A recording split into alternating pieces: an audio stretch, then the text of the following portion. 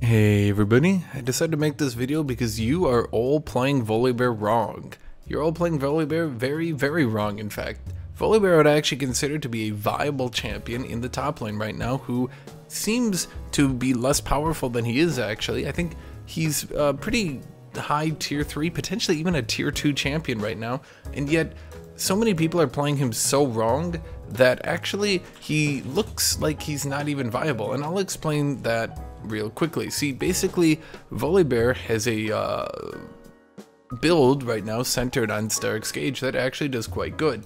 Right recently, and let me show you this right now, they increased his attack, damage growth, and reduced the cooldown on his E. That was the buff they did, and since then he's been rising in popularity, but his win rate has stayed pretty much around 50 to 49%. I actually think that he, particularly being one of the lower skilled champions, don't use that as an insult, he is, let's be fair, that he should really be more to 51%, which he would be balanced at, mind you. I think he's actually pretty balanced right now. So for this video, you guys can listen along, and like all my other videos, you can kind of use this as a podcast, and I'll try to make sure that if you're actually watching, I'm going to show you what we're showing you, and if you want to listen, I'll try to be as informative as possible. I promise if you watch this video and you watch all the way to the end, this will all make sense, and I'm hoping that this build will explain to you why Volibear is much better than you are playing him as. As always, make sure to like, subscribe, and leave a comment down below as we go here. So Volibear currently has a build centered on Stark's Gauge. Now there's a second build he has, that's Frostfire Gauntlet into Winter's Approach. That one's doing pretty good too, but I'm going to focus on the Stark's Gauge second build. Now you all are trying to force the AP build. That one's bad. It's not working as well. Don't do that build, just trust me, use my build, just trust me on this one, okay?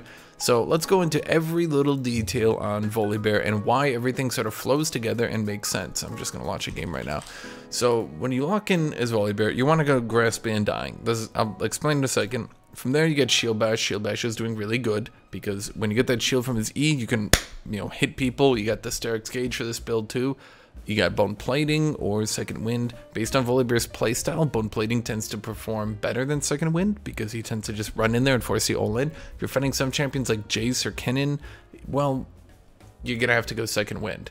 Lastly, you've got Revitalize or Unflinching, and then Legend Alacrity and Last Stand. Volibear Last Stand works pretty well. If you want to go attack speed, damage, and armor or magic resist, depending on what you need. Now, of course, you can go Unflinching. If you need Tenacity, you can go Unflinching, or you could go Legend Tenacity and Revitalize. These things all, much like how it is on Aatrox or similar champions, you kind of want to get a feel and play it out a lot, and you just kind of want to feel which one feels better to you and in what situation does it feel better to you and stuff like that. So this is going to be your build. Now I like Duality Dragon Volibear, but actually all Volibear kind of looks cool. Thousand Pierce Bear looks cool. I kind of like the base Duality Dragon. If you don't have a skin, I think that actually this is something that doesn't really get mentioned a lot. A lot of champions these days, their base skins are practically better than any of their new models. A lot of the rework champions tend to have just really cool base models. So let's go into Volibear. Right when you get in the game at level 1, you want to go Doran's Ring. Why Doran's Ring? Well, if you went Second Wind because you're fighting a Kennen or a Jace or something like that, you're going to want to go Doran's Shield. But if you're fighting anyone in melee, you want to go Doran's Ring. I think it outperforms Doran's Blade. Volibear on his E, let's open up the dummy here. Volibear on his E has a 0.8 AP ratio on the shield and a 0.8 AP ratio on the damage. This means it will do a shitload of damage and a shitload of shielding. Basically guarantee you win anything in the early game. His passive also has an AP ratio on the attack speed and an AP ratio on the damage. Pretty good ones on both of those too. So this champion will end up just... His level 1 in particular from this Doran's Ring will be crazy strong. It also gives him basically unlimited mana. He doesn't really have huge mana issues, but sometimes he can. And then, let's see, basically from there, you're, once again, I talked about this earlier, for your, well, I should actually just, let's go to his build real quick. He's, well, he maxes, obviously you're going to max your ultimate.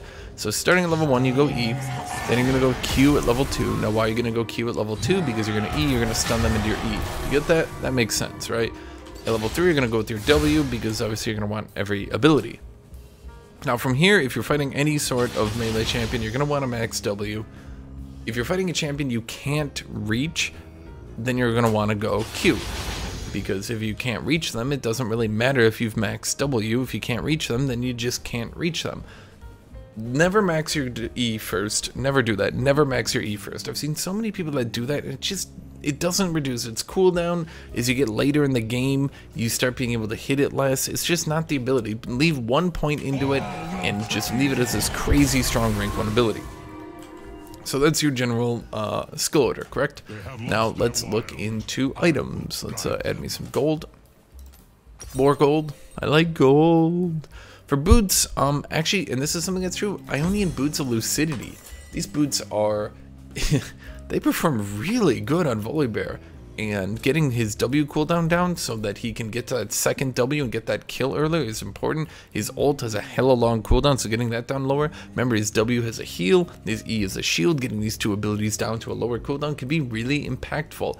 Oh, for summoner spells, I should mention Flash and Ignite are generally his best. Ghost is, it's okay. I'm not saying it's bad, but yeah, Flash, Ignite, don't go Ghost. Teleport's okay.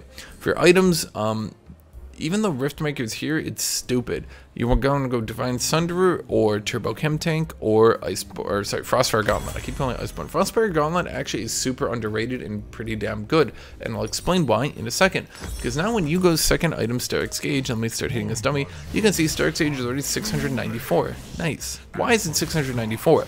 Well, for those who are smart, you've noticed I've done a few things. 1, Iceborne Gauntlet gives you 100 HP on its Mythic, so it's actually giving me 450 HP right now.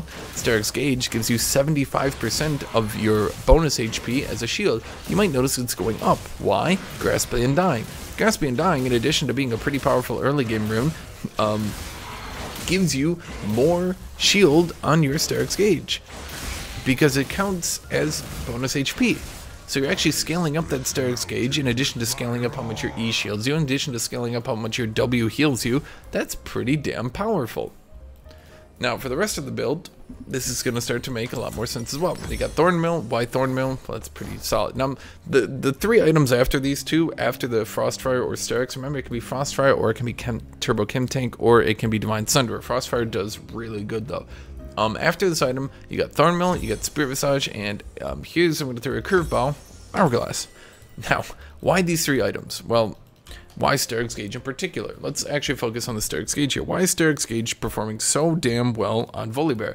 Well, you notice right now I have a 1,489 shield. That's pretty good, but also we're 5 items, so it's a little bit of a cheat. If I ult here, at rank 2, I get 400 bonus health. You notice that I now get a 1,789 strength shield, because my bonus HP counts as bonus HP for Starix Gauge, obviously.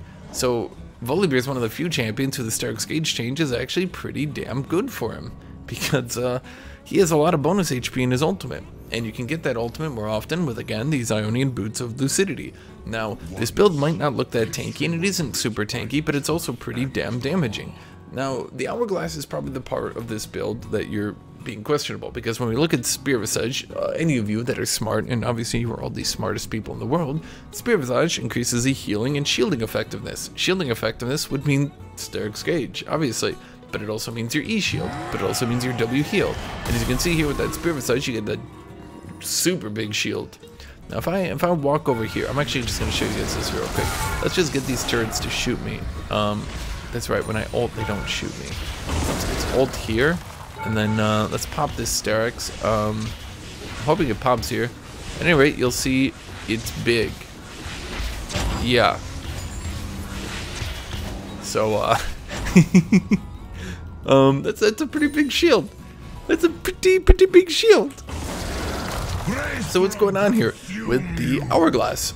Obviously, I'm just gonna go over this one more time just to make sure everyone understands. Thornmail, because it's anti-healing, because you know you're a tank slash juggernaut slash bruiser, whatever you want to call it that day. Thornmail and healing debuffs are pretty important for you. The Starix Gauge is the most important core part of this build. Frostfire is interchangeable. Thornmail is interchangeable. Spirit Visage isn't very interchangeable. I would actually say this is kind of core. The Hourglass. Now, let's look at the Hourglass. As an initiation champion like Volibear, you might be thinking, why would I want an Hourglass? I want to be beating the crap out of people. But if you're in a team fight and you're in a pinchy situation, what can you do? You can Hourglass after you put down your E. That allows you to get out of your Hourglass with a giant Doom Shield again. Now, remember, if you're an initiator, this allows you to do things like you can pop in, you can beat the crap out of people, and oh wait, now I shield and now I'm hard to kill because I'm literally unkillable, and now I have another shield. Or, oh, let's say after you initiated, you're in the middle of the team fight, and oh, you're at low HP, and oh, you're gonna die, but oh, you got your E, but you can't live to get to it, but now you can live to get to it. Because of the AP ratios I mentioned earlier, including a devastating 125% AP ratio on his ult's damage, because these AP ratios I mentioned earlier on his passive and his E, the Hourglass AP is actually pretty good. And I think most people agree, Hourglass is one of the strongest items in the game. So this build, taken as a whole, the potential Revitalize, but remember that can be an Unflinching, because Unflinching is pretty good on Volibear. Slow Resist and Tenacity on a champion like Volibear tends to be good. But at the very least, the Grasp the Undying, the Shield Bash, the Sterix Gauge, the Spirit Visage, these things all flow together, they all make so much sense. The Frostfire Gauntlet is also, again, lots of bonus HP. You can see I'm at late game up to 3,561. I mean, just look at these shields against. There's Volibear, and that's what's going on there.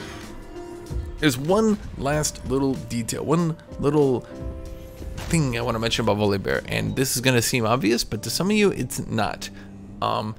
Did you know that Volibear, oh, I did it wrong there. Did you know that Volibear can W during his Q animation? That's a way to increase your damage a lot. Right after you hit them with your Q, you don't need to play out the Q animation. You can just instantly cancel that into your W. In fact, if I stop auto-refreshing cooldowns, just to make sure you guys understand, here's my Q, I hit them with the Q, and then I W. And you see how that's all flowed into one animation. It's extremely important in the laning phase. So if I showed you this laning phase combo as a whole, you can see here that we can just Q, and we've hit all three abilities in effectively one animation. That's pretty damn strong. So remember that for the future, because that one's really important for laning phase. And that's Volibear, and that's Volibear's build, and that's why I think that if you guys do this build, he's actually way, way, way stronger than anyone is giving him credit right now. I think he's actually a viable pick. I don't think he's like super top tier, but I actually think he's a viable pick, and I think that Volibear, being a Doom Beast, is actually a pretty fun champion. So I would recommend you try him, and if you do try him with this build, because it's a pretty good build. Don't try him with the AP build. The AP build sucks. I mean, I know this build is Hourglass, but try the Sterix focused build. Just trust me, this build's gonna do pretty damn good for you, okay? So, thank you all for watching, thank you all for being here, thank you all for subscribing. Make sure to like, make sure to subscribe, make sure to leave a comment down below. Thank you everybody for that, and have a great rest of your day, have a great rest of your night. I hope you enjoyed this. Thank you to my Patreon supporters. The description is in the link is in the description. I say it backwards every time. For as little as $3, you can continue to support this channel and more videos like this. So, with that said, thank you to all my Patreon supporters. I hope you all have a great rest of your day. Thank you everybody for watching. Bye-bye.